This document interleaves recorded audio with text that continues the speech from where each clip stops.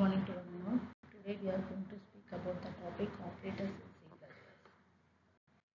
in C++. Operators, everyone, it is a well-known subject. Operators, well-known concept, well-known topic. So, in C, Java, most of the programming languages, all the operators are gets repeated. Only some more differences are there between the other languages. So everyone well known what is an operator. It is just like a symbol. It have operand and operates. Then it performs specific mathematical or logical computations. So an operator operates an operand. So in the C++ we have 6 operators: arithmetic, logical, relational, bitwise, assignment, and we have other operators also. Normally, what does arithmetic operators does? It does all the arithmetic operations like addition, subtraction, multiplication, division, and modulo operators. So everything knows addition to add two numbers, subtraction to difference between the two numbers, multiplication to multiply two numbers, and modulo it it returns the remainder. On a simple sample program, how the operators will work. So we are taking as 3 variables. We are assigning 2 variables as the initializing the integers 21 and 10. A as 21 and B as 10. We are initializing variables and C to store the result. So C is equal to A plus B. C out value of C. So likewise we are doing for the other operations also. So A plus plus is an increment operator and A minus minus is an decrement operator. This belongs to the unary operators. Arithmetic operations and unary operator. Unary operator means we have increment or decrement operators. It is a single. Binary means we have A, 2 operand and 1 operator. Unary operator we have 1 operand and 1 operator. That is known as a unary operator. Next about logical operators. So in logical operators we have logical and logical or and logical not we have.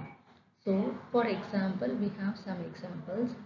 See if it is in logical and if both the answers are if both the question is first is 5 is less than 2 and 5 is greater than 3. If one is false, the result will be the false. In logical or 5 is less than 2 and 5 is greater than 3. If 1 is true, result will be the true. Logical not is opposite to the so 5 is less than 2. It is an false operation. So the logical not will be the opposite to the relation, that is 0 na 1, 1 na 0. That is the logical operators. Relational operator. What is relational operator? It relates both the two operands by some operators: greater than, equal to, less than, equal to, and not equal to. This is the relational operator. Next is the bitwise operator. So in bitwise operator we have bitwise not, then we have left shift, right shift, bitwise and bitwise XOR, bitwise OR operators. So in left shift and right shift there is an complement. Just we are shifting left side one number. For right shift we are shifting number to the right shift. Assignment operator. Assignment operator is an equal to operator which combines with the arithmetic operator. Arithmetic operator and equal to symbol that it is assigns the value to the and these are the new operators, that is other operators. So what are the operators?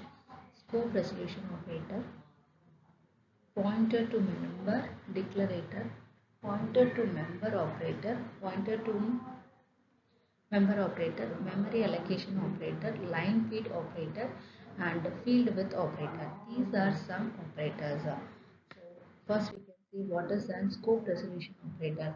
Scope resolution operator will be like the colon. Why it is used and how it is used. Just to access the global variable when there is a local variable with a same name. Global variable, it is assigned outside the function. So also it is assigned outside the function. So to insist or to take those variables, we can use this scope resolution order to define a function outside the class. Outside the class means we can use this operator and we can call that function.